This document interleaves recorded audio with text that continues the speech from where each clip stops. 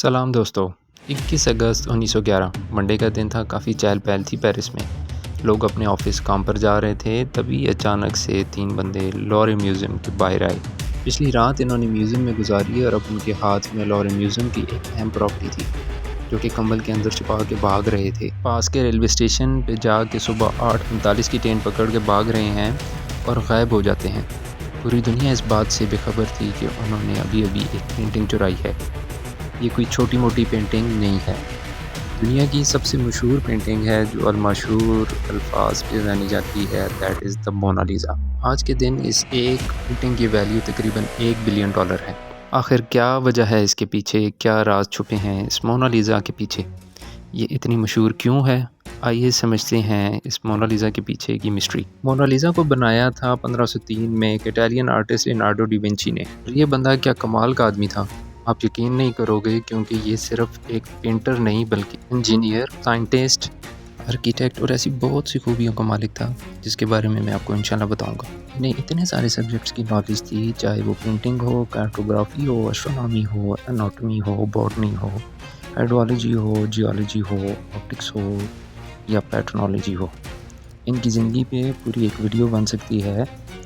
इनके बारे में ज़्यादा बात ना करते हैं और मोनालिसा की तरफ चलते हैं। सवाल ये पैदा होता है कि ये पेंटिंग है किसकी? पेंटिंग में दिखाई गई औरत की आइडेंटिटी को लेकर लोग हमेशा से ही क्यूरियस रहे हैं। इस पेंटिंग को लेकर पहला जिक्र किया था जॉर्जो वसारी ने। जॉर्जो वसारी एक इटालियन आर्टिस्ट थे, जिन्होंने साल 1550 में लियोनार्डो डी विंची की ऑटोबायोग्राफी लिखी।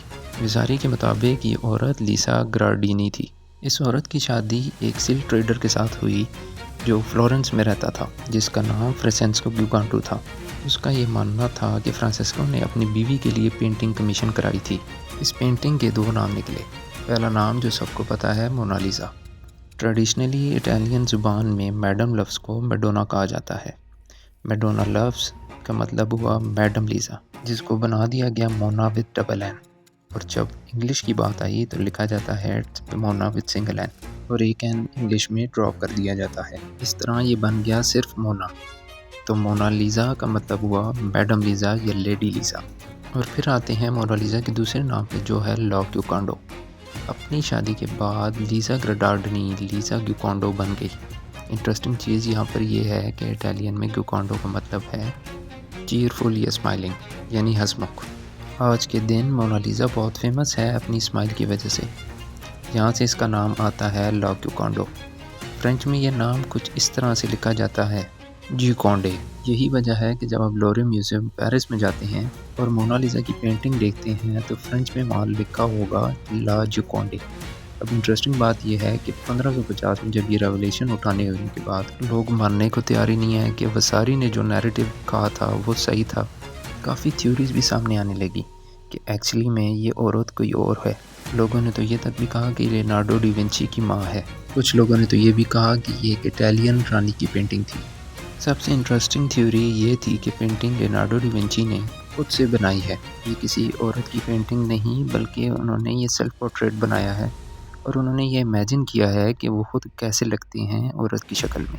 ये थ्योरी प्रमोट हुई थी एक आर्टिस्ट लिलियन शिवार्ट्स ने।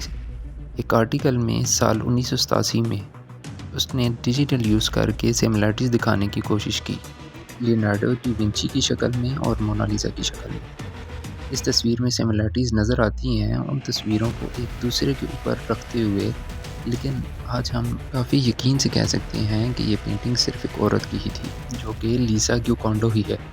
फ्लोरेंस में रहने वाले एक प्रोफेसर ने 25 साल लगाए ये रिसर्च करने में और आर्चीव्स ढूंढ लिए, और 2004 में उनको इस चीज़ का क्लियर एविडेंस मिल गया। इस बात को साबित करने के लिए उन्होंने तो ये भी पाया कि दा विंची का बहुत करीबी रिश्ता था फ्रांसिस्को गिकांडो की फैमिली से। उन्हें इसका भी रिकॉर्ड मिल गया कि लीसा की शादी 5 मार्च 1495 में रजिस्टर हुई थी, जब ये मोहतरमा 16 साल की थी। फ्रांसिस्को की खुद की उम्र तकरीबन 30 साल थी। उन्होंने ये पाया कि लियोनार्डो डी विंची का वालिद और लीसा का हस्बैंड दोनों एक दूसरे को बहुत अच्छे से जानते थे, और ऐसा हो सकता है कि इस पेंटिंग का कमीशन लीसा के हस्बैंड ने नहीं, बल्कि लियोनार्डो के वालिद साहब ने खुद कराया हो। उसका कहना है कि जब मोनालिसा की पेंटिंग बनाई गई थी तो लीसा की उम्र 24 साल थी, तो इस पेंटिंग को बनाने की दो ही वजह हो सकती हैं।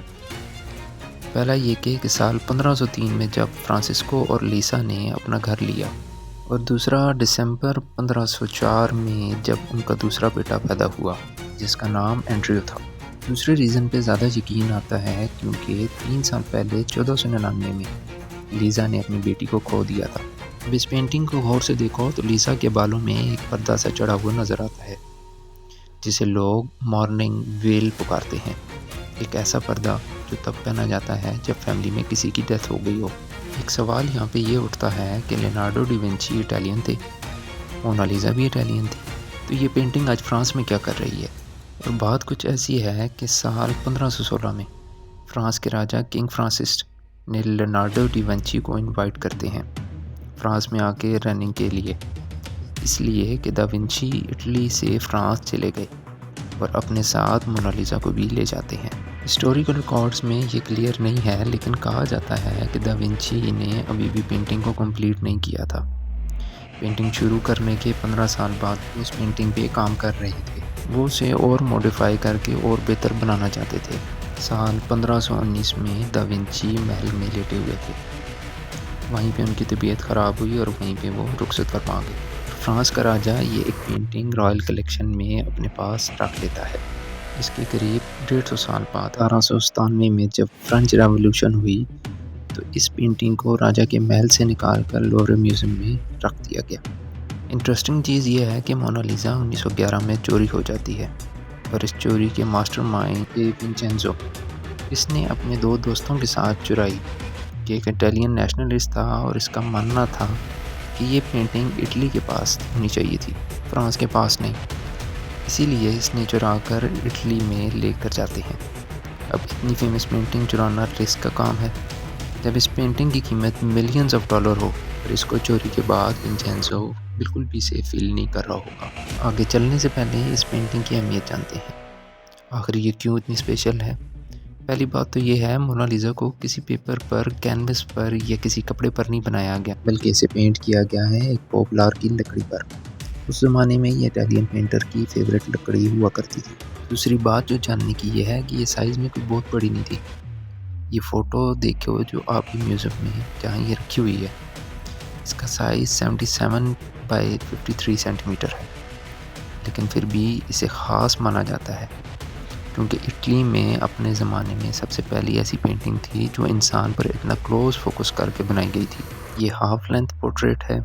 आजकल ये शॉट्स फोटोग्राफी में कॉमन है, उस टाइम ऐसा पेंटिंग कोई नहीं बनाता था। ओवरऑल पेंटिंग को देखें तो ब्राउन और येलोविश शेड्स देखने को मिलेंगे जो कि काफ़ी डल सी पेंटिंग लगती है। ये इतनी येलोविश है कि एक टाइम पे प्रोफेसर ने इसे हाई कोलेस्ट्रॉल का पेशेंट डिक्लेयर कर दिया था, लेकिन इसके पीछे दो वजह हैं। इसके ऊपर वार्निश की रेल लगाई गई है ताकि मॉइस्चर से बुरा असर ना डले। सरकार लकड़ी पे बनाई गई थी तो मॉइस्चर और ह्यूमिडिटी से तो बचाना था। दूसरा ये कि ओवर टाइम इसमें ब्लीचिंग देखने को मिली। जब ये पेंटिंग बनी थी तो ये ज़्यादा ब्राइट और कलरफुल थी। कुछ लोगों ने इसे रिक्रिएट करने की भी कोशिश की। विंची ने इस पेंटिंग में ख़ास तरीका इस्तेमाल किया है जिसे सॉफ्ट मोटो कहा जाता है, the technique of blending. Painting में बैकग्राउंड आप देख रहे हैं, ये एक लैंडस्केप है। ये आर्नो वैली है। ये वैली इटली में है। यहाँ पर दोनों में कोई क्लियर बाउंड्रीज नहीं है। आउटलाइंस को ब्लर करना सोफमोटो की टेक्निक है। इस पेंटिंग में मोनालिसा की मिस्टीरियस स्माइल को ध्यान से देखें। इसकी स्माइल को जितना इसकी स्माइल को देखेंगे उतना सीरियस इसका चेहरा दिखाई देगा। लेकिन अब मोनालिसा की आइज़ देखें, कैसे लीसा मुस्कुरा रही है। पेंटिंग के किसी भी हिस्से में देखेंगे, फॉरहेड हो या उसकी आइज़, आपको इफेक्ट दिखाई देगा। लीसा का चेहरा और ज़्यादा मुस्कुराने लग पड़ता है जब आप उसकी स्माइल पर फोकस नहीं करते। इसी मुस्कान को बनाने के लिए विंची ने ज़्यादा टाइम लगाया था। उन्होंने काफ़ी रातें फ्लोरेंस के हॉस्पिटल में गुजारी, जहां वो डेड बॉडीज़ की स्किन रिमूव करके ये देखते थे कि नीचे से नर्व्स और मसल्स कैसे काम करते हैं जब इंसान स्माइल करता है। उन्होंने एक किताब में लिखा था, the muscle which move the lips are more numerous in a man than in any other animal. Vinci ने इस एक्सपेरिमेंट के दौरान हॉर्सेस पर भी स्टडी की। इन्होंने इंसानों के एक्सप्रेशंस को हॉर्सेस के एक्सप्रेशन से मैच किया और एक जगह अपने नोट्स में लिखा, notice whether the muscle that raises the nostrils of the horses is the same as that which lies here in a man. शायद हिस्ट्री में हॉर्स और इंसान में डायसेक्ट किए होंगे। लिसा की मुस्कान को लेकर इनका ऑब्सेशन अभी ख़त्म नहीं हुआ। अगर ये मैं कहूँ मोनालिसा की एक नहीं दो पेंटिंग्स हैं, ये कोई कॉन्स्पायरी थ्योरी नहीं है, ये बिल्कुल एक सच है। और दूसरी मोना की पेंटिंग सामने आती है 1914 में। एक नॉवलिस्ट जो लंदन में थे, उन्होंने एक न्यू वर्जन निकाला। ये दूसरी मोनालिसा है। ये 3.5 इंच लंबी थी पिछली मोना से और 5 इंच वाइडर थी जो लवरी म्यूज़ियम में पड़ी है। ये दोनों थ्योरीज आज तक थ्योरीज ही हैं क्योंकि ठोस सबूत दोनों तरफ नहीं मिला। वापस आए चोरी कर तो पता चलता है कि विंचेंसो खुद एम्प्लॉय है लवरी म्यूज़ियम का, जो इसका मास्टरमाइंड है। एक दिन वो जनाब वहीं रुक जाते हैं और रात वहीं काटते हैं और अगली मॉर्निंग वो पेंटिंग लेकर निकल जाते हैं। उसका कहना था कि ये पेंटिंग इटालियन म्यूज़ियम में होनी चाहिए। जैसे ही न्यूज़ आउट होती है कि पूरी दुनिया में फैल जाती है, हज़ारों डिटेक्टिव्स इसकी तलाश में लग जाते हैं। 2 साल तक विंचेंज़ो ने इस पेंटिंग को अपने घर में रखा। कुछ अरसे बाद पेंटिंग निकालते हैं और पकड़े जाते हैं। उन्हें 6 महीने की सज़ा होती है और 4 जनवरी 1914 को ये पेंटिंग वापस लवरी म्यूज़ियम में हैंग कर दी जाती है। इस चोरी के बाद ये फेमस हुई और वर्ल्ड नंबर 1 पेंटिंग बन गई। ये क्रेडिट सब जाता है विंचेंसो को।